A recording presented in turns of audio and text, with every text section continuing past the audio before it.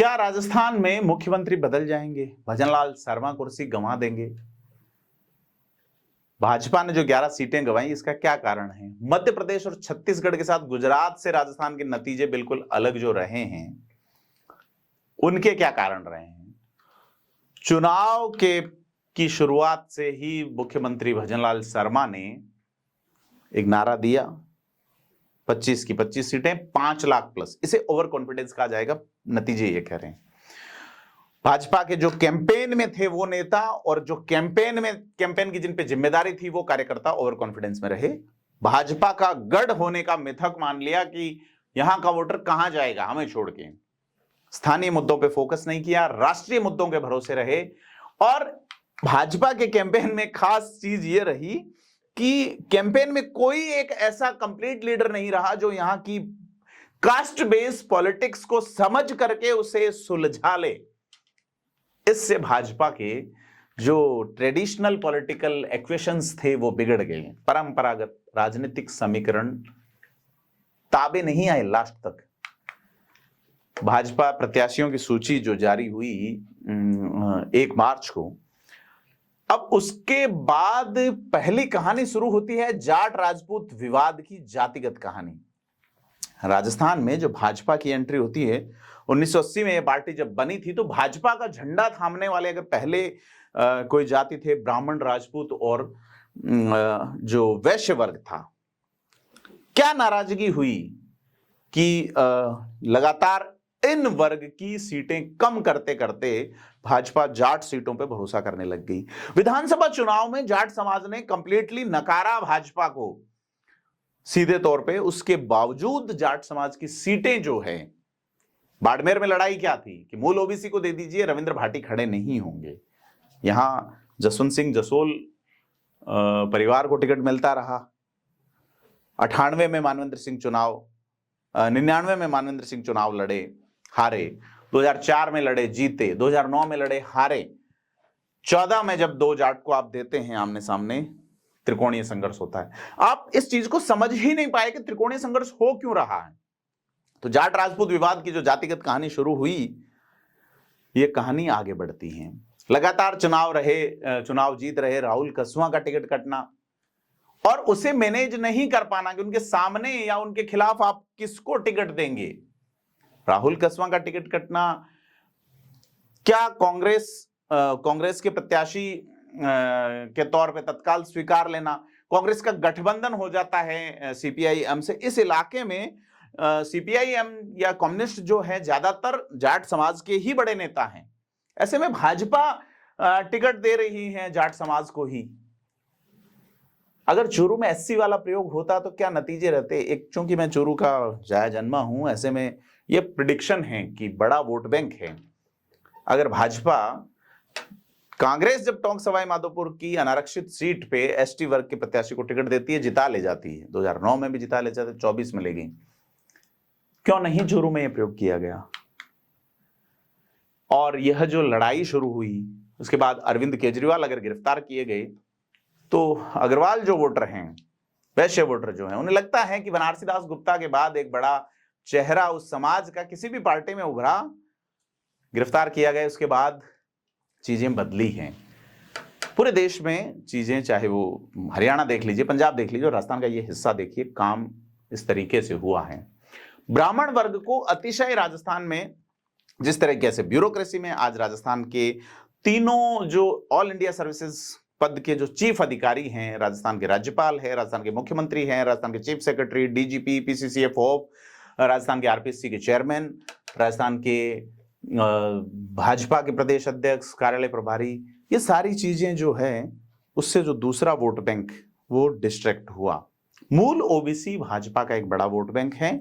नाई, सुथार, प्रजापत, ये समाज में से टिकट देने की कोशिश। तो भाजपा, कांग्रेस जिस तरीके से जाटों का गढ़ मानती रही और उसको जाट अगेंस्ट जाट भाजपा देती रही। जाटों को जब वाजपेयी ने आरक्षण दिया था सीकर की रैली में, उसके बाद जब चुनाव हुआ भाजपा का, तो जाट वर्सेस जाट जहां चुनाव हुआ वहां लगभग, सीकर को छोड़ते हैं तो सभी जगह जाट कांग्रेस से जीते थे।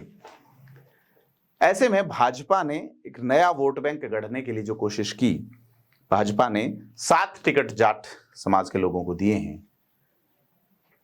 जिसमें चूरू, झुंझुनू, सीकर, जिसमें झालावाड़, जिसमें बाड़मेर, जिसमें नागौर, 7 टिकट अजमेर भी। भाजपा सिर्फ एक अजमेर जीती है जाट समाज के प्रत्याशी, बाकी और दुष्यंत सिंह दो सीटें जीती हैं। दुष्यंत सिंह की जीत की वजह अपना एक वसुंधरा राजे का कद, वहां जाट समाज का इतना वोट बैंक नहीं है, तो वो एक अलग टिकट हैं। तो यह एक बड़ी कहानी रही कि जाति केंद्रित चुनाव हो गया, जाट राजपूत से शुरुआत होती है, और इन सबको मान के भी कोई डैमेज कंट्रोल करने वाला नेता नहीं था। और अब जो जीत का अति आत्मविश्वास था, उसने इस कास्ट बेस इक्वेशंस वाला मामला और ज्यादा भड़का दिया। चूरू से शुरू हुआ यह विवाद, फैल गया। अब जो सीटें हार रही है भाजपा, उस पे चलते हैं कि बाबा किरोड़ी एक कद्दावर नेता, और मैं जो कह रहा हूं कि ये चीजें समझने वाला नेता नहीं था कैंपेन में, एक बंदा है, उसका नाम बाबा किरोड़ीलाल मीणा है। किरोड़ीलाल मीणा जिस तरीके से बीते 5 साल अकेले प्रतिपक्ष की भूमिका में खड़े रहे, सड़क से लेकर संसद तक मुद्दे उठाते रहे, मुख्यमंत्री छोड़िए उप मुख्यमंत्री भी नहीं बनाए गए, कैबिनेट में महत्वपूर्ण जिम्मेदारी नहीं मिली, बाबा का अपमान, मुद्दा गर्म हो गया उस इलाके में जहां बाबा का वोटर है। पूरी राजस्थान में मुद्दा हावी हुआ, फिर बाबा ने कह भी दिया कि हारे तो इस्तीफा दे देंगे, बाबा ने पेशकश कर भी दी है। भरतपुर जहां से मुख्यमंत्री आते हैं, जहां के रहने वाले हैं भजनलाल शर्मा, वो सीट भाजपा हार गई। पिछले 2 चुनाव में आप कहेंगे 25-25 सीटें जीती, इस बार क्या अलग था? भाजपा ने या तो प्रयोग किए नहीं, किए तो गलत साबित हुए। जैसे कि कांग्रेस ने जिन जाट प्रत्याशियों को टिकट दिया, उनमें से कितने प्रत्याशी हारे? अजमेर हारे, जयपुर ग्रामीण उंगलियों पे गिनने लायक वोटों से प्रत्याशी हारे। कांग्रेस ने ब्राह्मण समाज की जरूर नाराजगी रही, कांग्रेस को लगा कि चलो ठीक है डॉक्टर सीपी जोशी को लास्ट में दिया गया वगैरह सारी चीजें, लेकिन कांग्रेस ने इनकी परवाह नहीं की। पूरे चुनाव का जो नेतृत्व हुआ मुख्यमंत्री भजनलाल शर्मा का नेतृत्व रहा, कोई अन्य नेता प्रदेश में सक्रिय नहीं रहा। क्यों नहीं रहे? सतीश पूनिया जैसे कद्दावर नेता, राजेंद्र राठौड़ जैसे कद्दावर नेता, भजनलाल शर्मा का सरकार में आने के बाद का पॉलिटिक्स अनुभव सिर्फ 5 महीने का है। इससे पहले संगठन के वो रहे हैं संगठन में, लेकिन कन्वर्जन ऑफ वोट, वो खुद जब पहला चुनाव लड़े थे सामाजिक न्याय मंच, चुनाव हारे थे, जमानत जब्त हुई थी, तो यह प्रयोग मुख्यमंत्री बनाने तक ठीक रहा, लेकिन मोहन यादव इसका उलट कर गए। भाजपा हाईकमान निर्णय क्या लेगा, मुख्यमंत्री क्या निर्णय लेंगे, बड़ी चीज है। कैबिनेट में अगर किरोड़ीलाल मीणा को छोड़ दें तो फिलहाल कोई ऐसा नेता नहीं है जिसकी अपने दम पे प्रदेश स्तर में पूरी टीम हो। ज्यादातर नेता अपने इलाकों में ही फंस गए, फिर ट्रांसफर्स नहीं करवा पाए, ये सारी चीजें तात्कालिक कारण भी बने। सीपी जोशी जैसे बड़े नेता चित्तौड़गढ़ में फंस गए, राजेंद्र राठौड़ चूरू में फंस गए, चूरू में हार भी गई भाजपा। पहले 2 चुनाव में ऐसा नहीं था। मोदी लहर के साथ एक और लहर थी जिनका नाम वसुंधरा राजे था। वसुंधरा राजे अगर मुख्यमंत्री रही तब भी उन्होंने 25 सीटें निकाल के दी, नहीं रही तब भी निकाल के दी। वसुंधरा राजे को साइड लाइन करना एक बड़ी वजह रहा।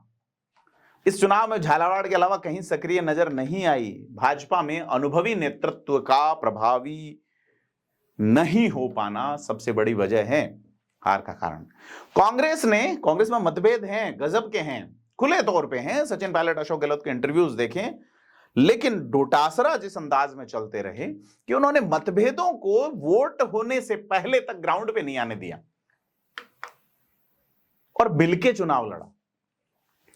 सर्वसम्मति नहीं थी कि गठबंधन बनाया जाए हनुमान बेनीवाल के साथ, हरीश चौधरी नहीं मान रहे थे। सर्वसम्मति नहीं थी कि गठबंधन किया जाए राजकुमार रूत के साथ, और सर्वसम्मति नहीं थी कि गठबंधन किया जाए communist party of India Marxist के साथ। लेकिन इसके बावजूद गठबंधन हुआ, मैनेजमेंट बना रहा और 3 सीटें कांग्रेस जीत गई।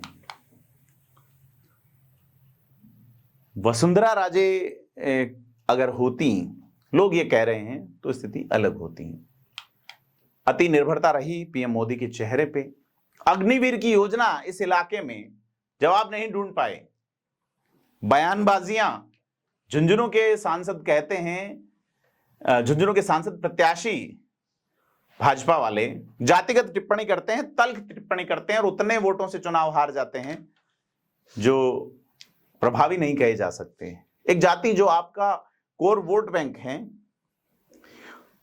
सीकर के सांसद सुमेधानंद सरस्वती का बयान अपना ही समाज खिलाफ हो जाता है। कांग्रेस ने 25 में से एक को छोड़ के कहीं भी प्रत्याशी रिपीट नहीं किया, वो भी उस जगह पे रिपीट नहीं किया, लेकिन वो जीते नहीं, सभी नए, एंटी इनकम्बेंसी रही नहीं। तो कैंडिडेट के खिलाफ एंटी इनकम्बेंसी रही, लेकिन बहुत सारे कैंडिडेट जो 10 साल से 15 साल से पॉलिटिक्स में थे, उनके पास ऐसा नहीं था कि वो कोई जाके कह दे कि मैं अपने दम पे, मैं आपका प्रतिनिधि हूं, आप मुझे चुन रहे हैं, आप मुझे इस वजह से वोट दीजिए, मैंने आपके लिए ये किया है, ऐसा इंडिविजुअली पर्टिकुलरली आपके लिए किया है।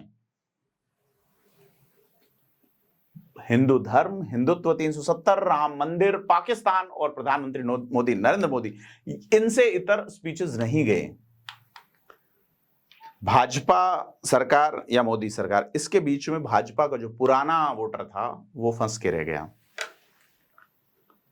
भाजपा ने इसी फॉर्मूले पे हाल ही में मध्य प्रदेश, राजस्थान, छत्तीसगढ़ का चुनाव जीता था, लेकिन दोबारा वही पुरानी बोतल, पुरानी शराब नई बोतल में, यानी कि लोकसभा में वो किया तो वो चला नहीं। तो सभी प्रत्याशियों ने मोदी के चेहरे पे चुनाव लड़ा, मुखौटे भी मोदी के ही बांटे गए थे, खुद के नहीं थे। जातिगत नाराजगी बढ़ी रही, जातिगत समीकरणों का, राजपूत समाज की नाराजगी, जाट समाज का कांग्रेस के साथ चले जाना, वैश्य समाज की नाराजगी। तो सारा जो मामला है वोट बैंक जातियों में बटा दिखाई दिया। दौसा, चूरू, सीकर, भरतपुर, दौसा, सवाई माधोपुर जैसे सीटों पर चुनाव जातियों में बट गया। भाजपा की रणनीतिक तैयारी फीकी पड़ गई। भरतपुर की बात करें तो जाट समाज आरक्षण को लेकर आश्वासन चाह रहा था, नहीं दे पाए। भजनलाल शर्मा ने दिया, लेकिन विश्वास नहीं हुआ। राजपूत वोट बैंक जो कि बूथ मैनेजमेंट संभालता है कांग्रेस के खिलाफ भाजपा का, बूथ पे लड़ाई लड़ता है, वो वोटर या तो घर से नहीं निकला या उसने बूथ संभाला नहीं। बीजेपी के लिए बहुत बड़ा डेंट ये रहा।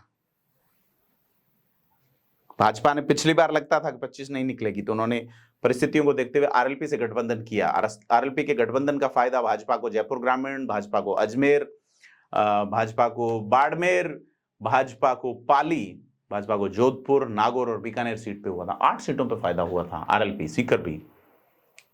तो गठबंधन करने में कोई अतिशोक्ति नहीं रखती भाजपा ने। इस बार गठबंधन नहीं हुआ। गुर्जर, मीणा और यादवों की जो नाराजगी कि मंत्री जो बनाए गए हैं, यादव समाज से एक मंत्री नहीं है जो कि कैबिनेट में प्रभावी हो। मीणा समाज से किरोड़ीलाल मीणा का मैं इशू बता चुका। गुर्जर समाज से जवाहर सिंह बेडम जरूर बनाए गए हैं, लेकिन प्रभाव जो है वो किसका है। और बड़ा सवाल यह है कि वसुंधरा राजे जो जनाधार वाले लीडर हैं, जिनके पास टीम है, जिनके पास मैकेनिज्म है, उनको चुनावों में कोई जिम्मेदारी नहीं दी गई, वो सिर्फ झालावाड़ में सक्रिय रही। तो यह सारे कारण रहे कि सीएम भजनलाल को नया चेहरे के तौर पे सीएम बनाया गया, भजनलाल शर्मा को, और उन्होंने भी कैबिनेट में नए चेहरे शामिल की। प्रदेश चौंका, लेकिन वसुंधरा राजे और उनके समर्थक माने जाने वाले नेताओं को, दिग्गज नेताओं को किनारे कर दिया गया। राजे और उनके समर्थकों को नजरअंदाज करने का क्या भाजपा को नुकसान नहीं हुआ? आप भी कमेंट बॉक्स में बताइएगा। वसुंधरा राजे जो खुद को मुख्यमंत्री पद की प्रबल दावेदार मान रही थी भी, साइडलाइन करके भजनलाल शर्मा को सीएम बनाया। अब लोकसभा चुनाव में उसका सीधा खामियाजा देखना पड़ रहा है। अब जो है वो है, गणित तो आ गया, 8 आ गई कांग्रेस, 3 गठबंधन और 14 जो है भाजपा। लेकिन अब सवाल यह है कि क्या मुख्यमंत्री भजनलाल शर्मा बदले जाएंगे?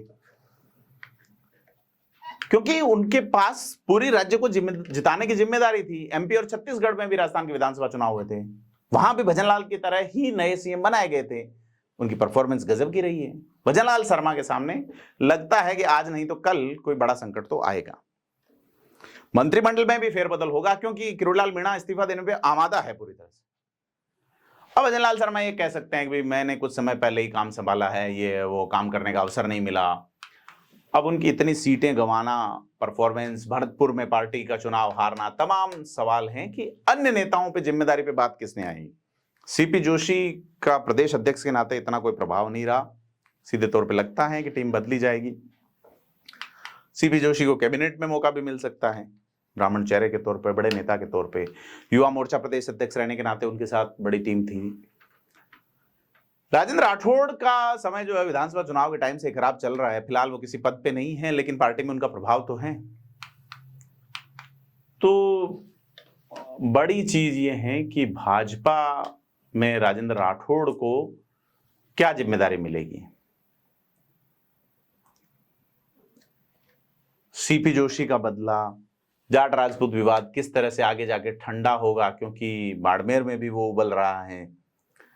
तो कुल मिला के राजस्थान में सरकार की जो परफॉर्मेंस रही उसमें पब्लिक में खासा कि आप बिजली, पानी, चिकित्सा जैसी चीजें भी मुकम्मल नहीं कर पाए ढंग से, राष्ट्रीय मुद्दे चले नहीं, ज्यादातर सीटों पे मार्जिन घट गया, किरोड़ीलाल मीणा की नाराजगी, तमाम चीजें। पूर्वी राजस्थान में गजब का प्रभाव है, भाजपा के एकमात्र ऐसे नेता हैं जिनका एक जनाधार है पूर्वी राजस्थान में देखा जाए तो, परंतु मंत्रिमंडल में उनको लेके जो बड़ी चीज नहीं दी गई कि उन्होंने ये कहा भी कि मुझे विपक्ष में जनता ज्यादा पसंद करती है, इस्तीफा। तो किरोड़ीलाल मीणा की नाराजगी वोटर को इशारा था सीधा तौर पे। ज्योति मिर्धा का हार जाना विधानसभा में, मतलब विधानसभा चुनाव नहीं जीत पाई, लोकसभा चुनाव हारी। अब ऐसे में कैलाश चौधरी का हार जाना, बड़े मंत्री, तो भाजपा के बड़े नेताओं का बड़ा मामला है। पूर्व मुख्यमंत्री अशोक गहलोत के बेटे वैभव नहीं जीत पाए, लेकिन सीकर, बांसवाड़ा और नागौर वाले गठबंधन को लेकर उनका माना जा रहा है भूमिका है। बाकी कांग्रेस में जरूर सचिन पायलट का प्रभाव है। और गोविंद सिंह डोटासरा ने जिस तरह से स्थानीय मुद्दों को अलग तरीके से जिंदा किया, जनता तक भेजा, सरकार पर जिस अंदाज में प्रहार किए, उससे उनका प्रभाव खासा बढ़ा है। सचिन पायलट अपने प्रभाव वाले सभी प्रत्याशियों को लगभग जिताने में कामयाब रहे, जयपुर ग्रामीण छोड़ दें तो।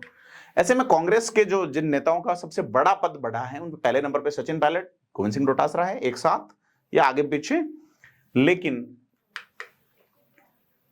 सीधे तौर पे नुकसान हुआ है अगर देखा जाए तो अशोक गहलोत का।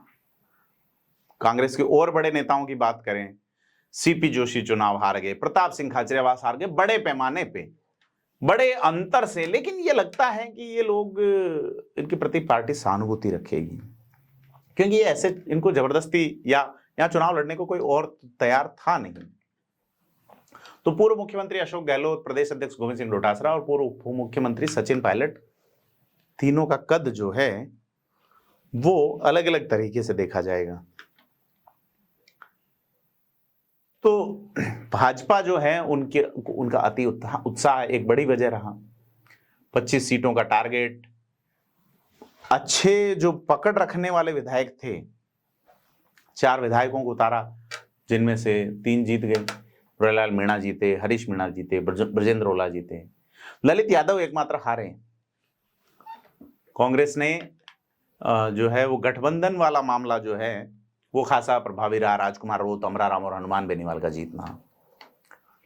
तो कुल मिला के भाजपा और कांग्रेस में बड़ी चीजें जो है वो ये रही कि रविंद्र सिंह भाटी को नहीं साध पाना, कि भाजपा ने शिव की विधानसभा सीट गंवाई और उसके बाद बाड़मेर की लोकसभा सीट गंवाई।